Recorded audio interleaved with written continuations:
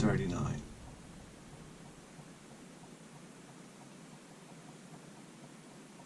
Do you know where your children are? Yeah.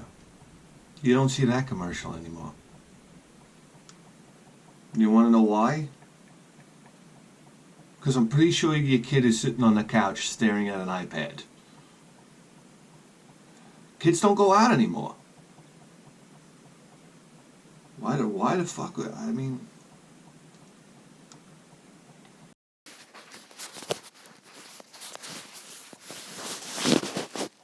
I need a sip of coffee. I got nothing to talk about. Listen, I don't come out here with a script. I mean, it's probably blatantly obvious to everybody, but... we shoot from the hip over here, buddies. It's one thing for sure. My biggest fear is I'm going to come out here and I'm going to run out of things to talk about.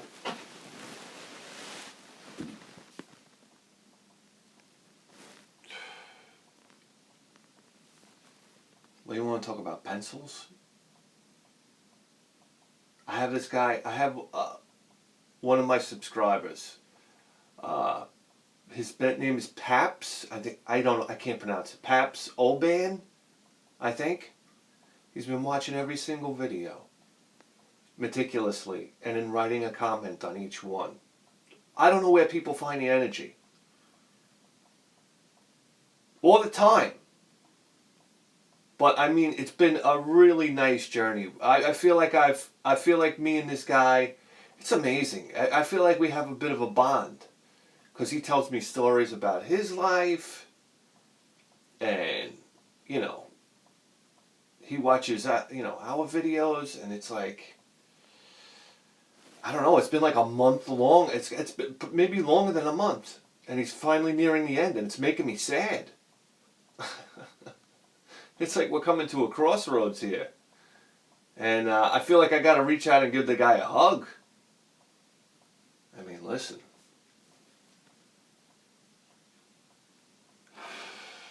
It's an interesting thing. For nobody but me, I guess. Oh, let me get this sip of coffee in me, huh?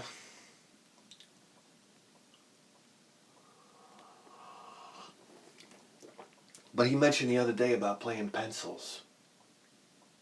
Remember playing pencils in high school?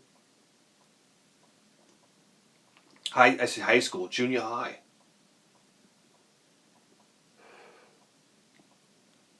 At least for me, that's when pencils was huge. Remember that, pencils?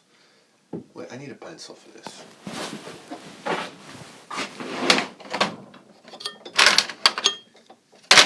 Naturally, I don't have one. I have a mechanical pencil, but it doesn't matter. Remember the guy used to hold the pencil like this? And you would take your pencil and you try to snap his pencil? Anyway, there were all sorts of techniques. Number one, the guys that would hold the pencil, for some reason, they'd always try to bend it like this. I never understood that. I guess an arc. Well, now I'm understanding it. Look at that.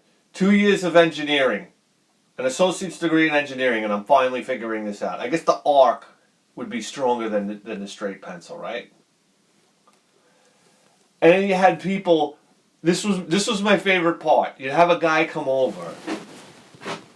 Hey man, you want to play pencils? And it was like, yeah, sure. What do you got? And then he'd come over, and it was the big like. It was the big wind up. It's like, get the fuck out of here. The guy was like Ed Norton at the, on the golf course. Remember when Ed Norton used to... You're playing man, oh man. There was a kid that didn't get laid until his early 40s.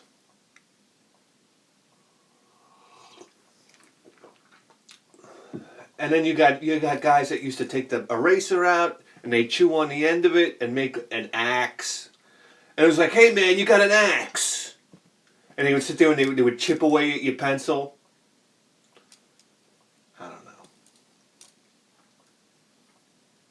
Anyway, what you wanted is you wanted one of those Ticonderoga pencils. Remember those pencils? They were kind of rubbery. I don't know. Oh, and you had always had girls with their Trapper Keeper. Listen, you kids don't carry around a Trapper Keeper. Don't even talk to me. I don't want to talk to anybody that didn't have a Trapper Keeper when they were young.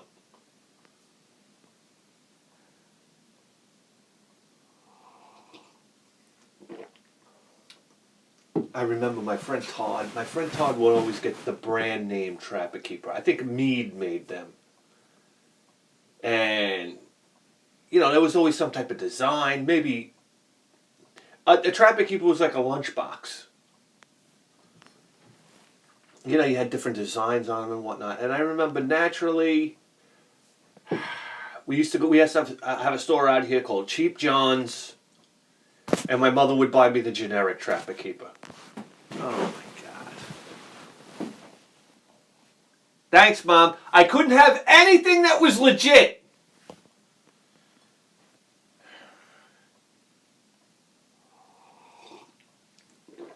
Anyway, your Trapper Keeper was like, you had the Velcro, you open it up, it was like this vinyl. It was like this vinyl covered cardboard holder, and you'd open it up and you'd have a binder for loose leaf paper that would break the first day of school.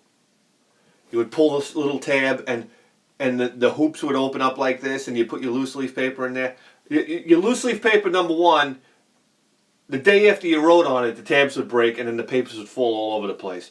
I think the Trapper Keeper was built like this because they realized how shitty a loose leaf binder was. So you'd have the loose leaf paper, and then underneath it would come with 3 folders.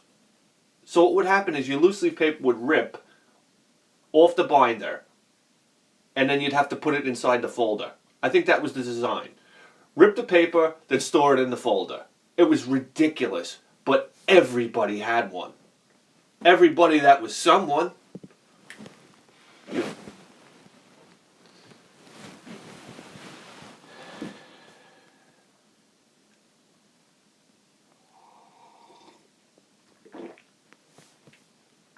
Oh my God, you better make that Trapper Keeper last, baby. Because you weren't getting another one. Not till next school season. And I look back on it, what was like $7.99? You know, which was probably more like $20 back then.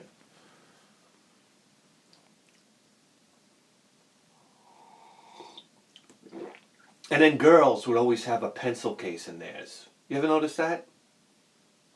Guys never came prepared. Well, remember being in class and having to ask for a pen? Hey, you got a pen? You got a pen? You got a pen? Oh my God, breaking out into a cold sweat because it was a test or something like that. Hey, you got a pencil? You got a pencil? And you had these cold-hearted teachers that if you didn't have a pencil, that was it, you couldn't take the test?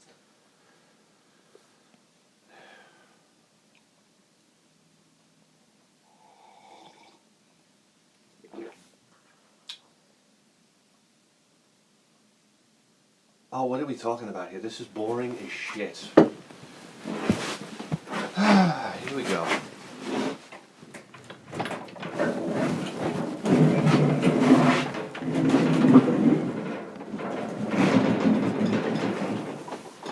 Where's the tape? Where's my tape?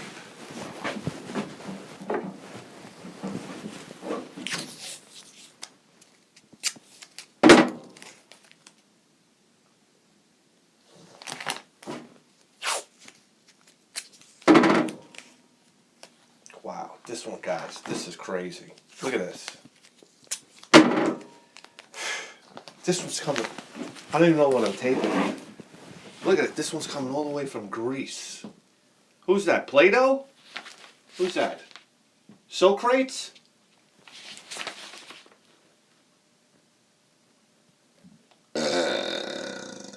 What was that in Bill and Ted's Excellent Adventure? It was the cowboy that was like, well, let me tell you something, Socrates. Socrates? All right. Wow. I don't know how to pronounce this guy's name. I'm going to give it a try. Let me tell you something. I never met a Greek person I didn't like. I'm telling you right now, the Greek people that I've met in my life have been the salt of the earth. They're the most fantastic people of all time. They like to smoke their cigarettes. They like to watch soccer. They like to eat meat. And they like to wear designer jeans. And they don't give a fuck about anything. Let me tell you something right now. They're the most laid-back people you ever meet in your life. They have great perspective.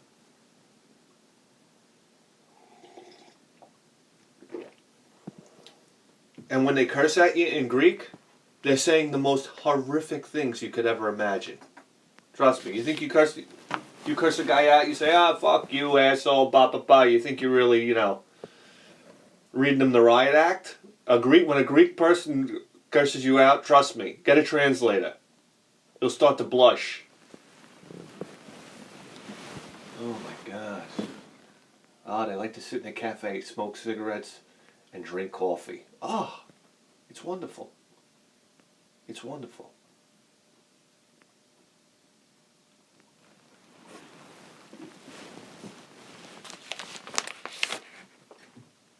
Good looking people too. Look at John Stamos. Look at this guy. Never ages. What do you do? Sell a soul to the devil? Or the Beach Boys, maybe. I don't know.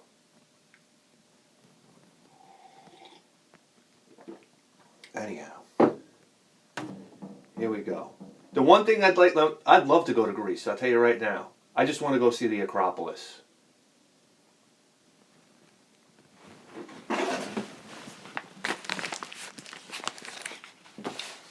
I want to go to the Acropolis when nobody's there. I have this vision in my head, like, you go there and it's like these columns towering over you, and I peer between two columns and I see like a two-headed dog, and it's like barking at the moon. Like The Exorcist. That's the best part of The Exorcist. When wasn't it that guy was... I used to hate the beginning of The Exorcist when he was on the archaeological dig. What is this bullshit about? Can we get to the girl's head spinning around? And now that I've come to appreciate the movie, I like the archaeological dig the most. That's the most scary part. When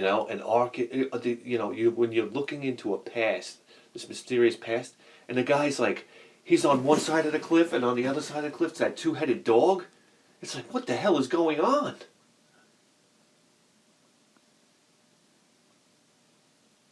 Is this hell on earth? Was it a two-headed dog, or was it two dogs fighting over a piece of meat? I don't know.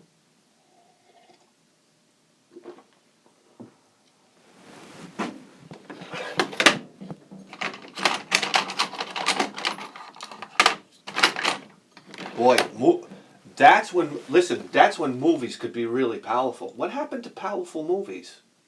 You know what I mean? The Exorcist had people running out of the movie theater, throwing up all over themselves. One guy threw up in his pants. And then you had movies like Jaws. Jaws was another one that actually made people not go in the water. As much as I love the movie Jaws, I love the movie Jaws. It's one of my favorite movies of all time.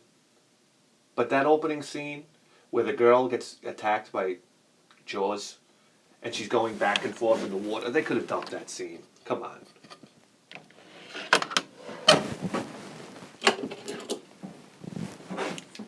She looks like she's water skiing.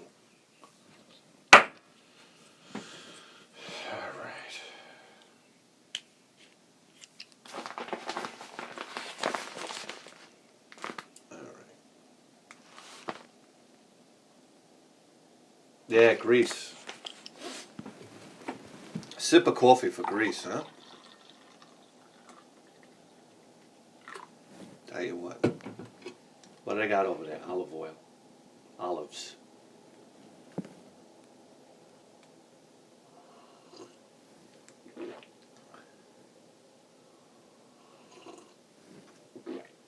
All right. That's where they get that thick hair from. Never see a Greek person with thinning hair.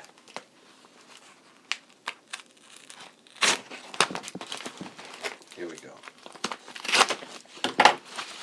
Oh.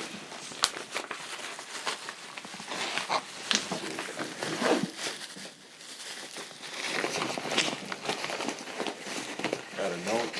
Oh, the name. Yeah, the first name. I'm gonna try here.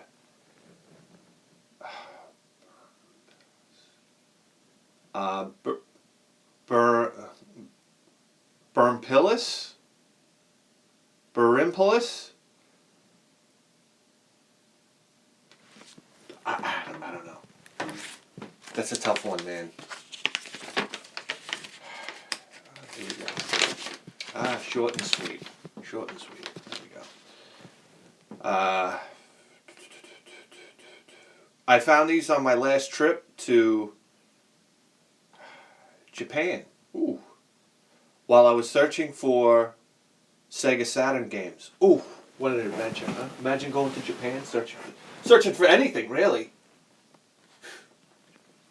I got this idea like going to Japan is going to be like, you know, it was a prime time to go, and I think it's going to peter off. I mean, how many games? What do they have? Unlimited supply of games over there? Searching for Sega Saturn games. Keep it up, man. Greetings from Greece.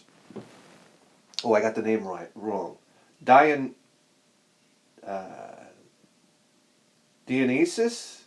Dionysus? Dionysus. Ooh. Let me tell you something right there. That's a powerful name, huh? That's not good like Greg or John. That's Dionysus. That's a guy that could shoot bolts of lightnings from his wrists.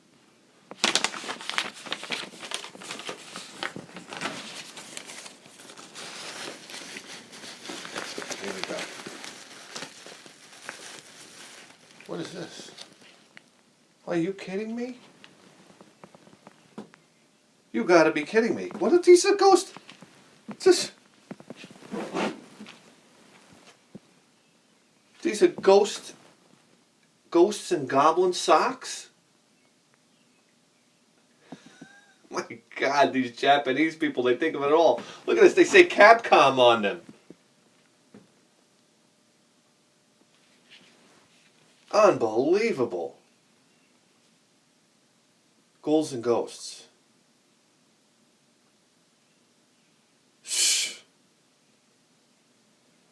My God, look at that. That's great. I got a wedding coming up. I'll wear those to the wedding.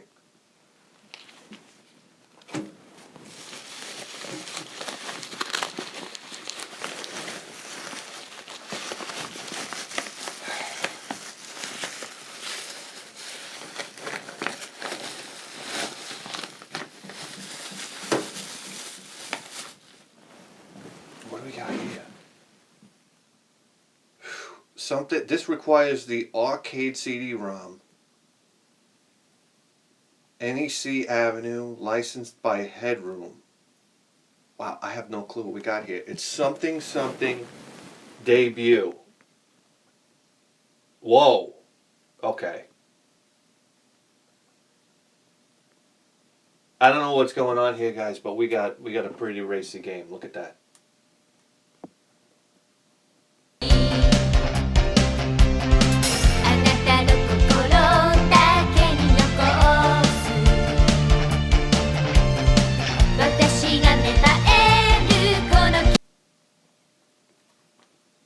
We got Japanese girls that looks like they're getting half naked. You know, Bithead 1000's all in.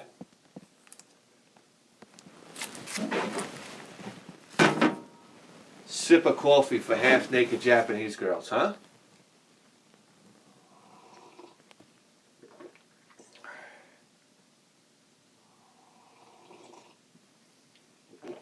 And what's this here? Oh, this is interesting. Look at this.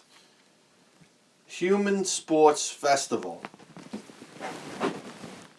Wow, what is this? This is oh wow, a golf game, a soccer game, and a tennis game. Human Creative Group, 1992. Wow, if you're familiar with the PC Engine, you're familiar with Human. And I, I think, if I'm not mistaken, Human developed one of my favorite games of all time, Vastille. Oh my God, I can't wait to talk about Vastille. Here we go. But they also did the Fire Pro Wrestling games, if I'm not mistaken. And the Fire Pro Wrestling games, I don't know. Some people love them. Some people really love them. I tried playing them. When I play a wrestling game, I want a button masher. I don't know about you. I was born and raised on button mashing wrestling games. That's what I look for. This whole time thing, I don't have the patience. You got to time the buttons and whatnot. That's what the Fire Pro Wrestling games are all about. These timed button presses. No, thank you. It's wrestling. The adrenaline's pumping. I want to mash buttons faster than the computer.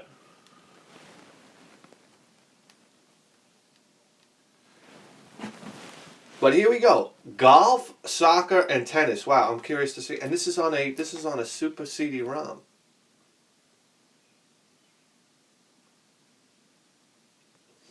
Wow, that's very interesting because I don't have any sports games on the PC Engine.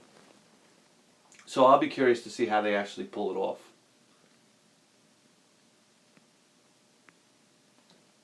Ah, listen, Dionysus, thank you for thinking of the show. Thank you for thinking of the show. That's very generous of you. I appreciate that. My buddy from Greece. Thank you, Mulaka. Is that what you guys say? Mulaka. Hey, Mulaka.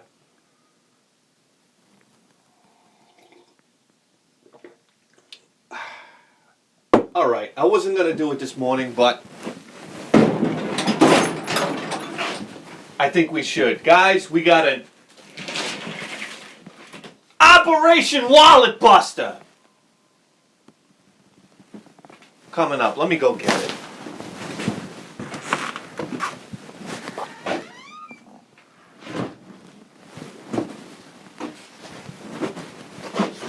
Okay.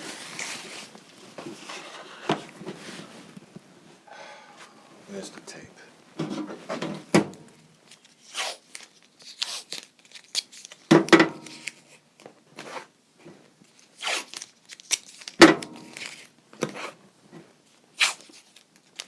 I don't know. I don't even know why I'm taping this.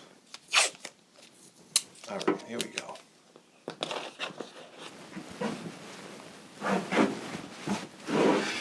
I feel like I need a pointer.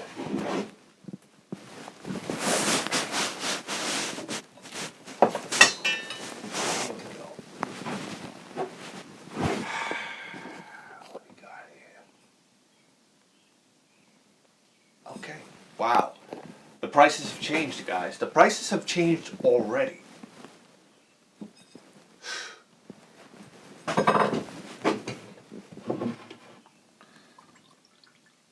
Alright, so basically we sold our Nintendo Game Boy, we sold our Game Boy Advance with the games. We sold our DS Lite with the games. We sold our DSi. We sold our Game Boy, old school Game Boy Advance. And I mean, altogether, I think we came out with $140. Okay. So we hopped on eBay, and I think here we pay. Well, let's open it up. What am I going to tell you what it is before I open it up? Here we go.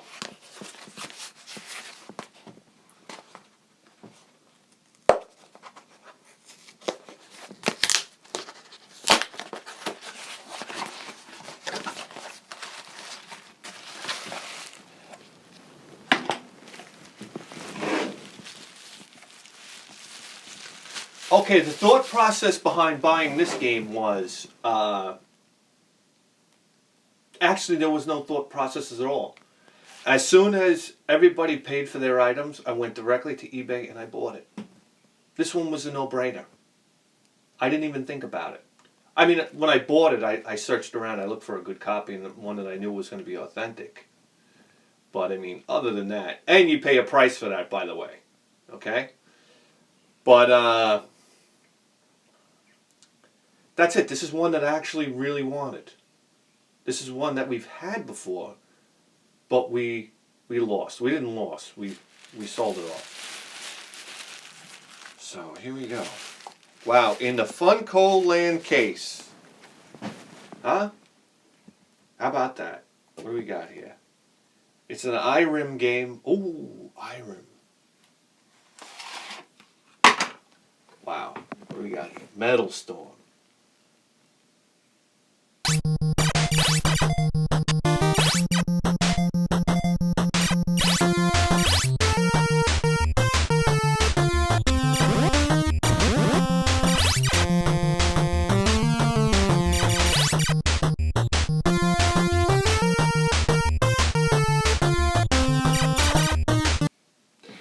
This is a game that we picked up in,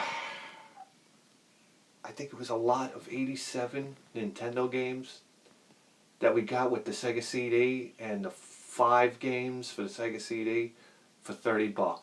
It's $30 or $40. It was $30 for the Nintendo games anyhow. Oh, and what gems he had in there. And one of those games was Metal Storm, but it had some damage. It's had some damage on the top label. So here we go. We paid for a really nice copy of Metal Storm. We paid $140. Okay. What is it with video game guys that they don't on YouTube that they don't want to talk about the price they paid for things? What is it? Is there shame involved? Because I see a lot of people talk about games and their top some people with their top something games, but they sit there and they refuse. I refuse to pay the price for that game. I just don't get it. Or when they buy a game, they don't want to tell you how much they paid for it. Why? I just don't understand it. It's one of my pet peeves. It's one of the most interesting parts of the conversation, how much you paid. Anyway, we paid $140. I believe so. I'll put it up. So you get the exact amount.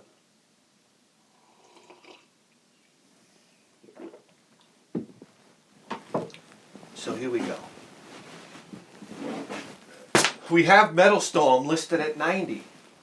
So there you go. I mean, the prices are going up. Of course, you know, we paid we paid a little extra for a really nice copy that you know, that have pictures of the board and whatnot.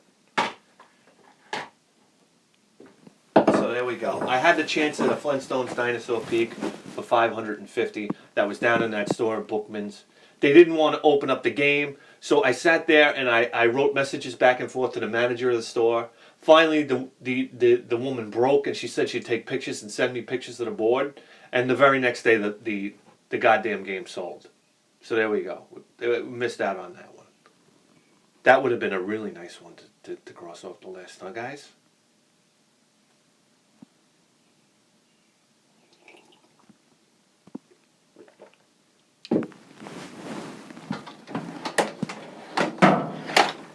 Speaking of crossing off the list,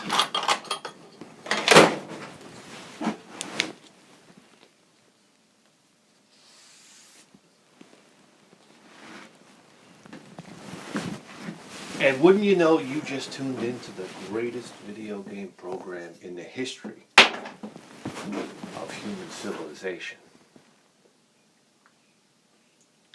And you better believe that. With a 4K face!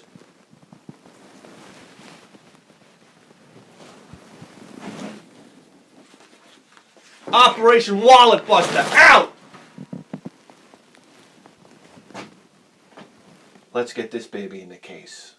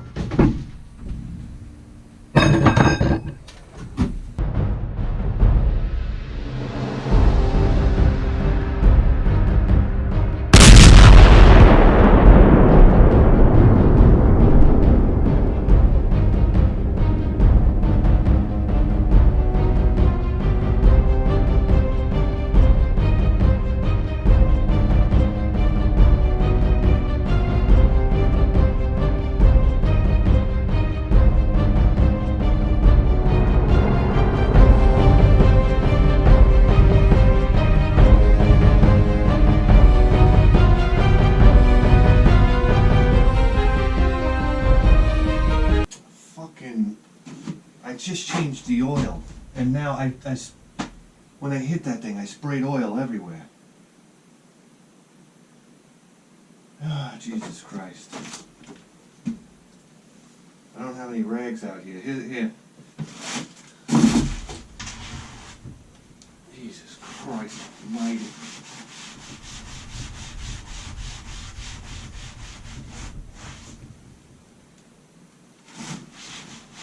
What a tragedy.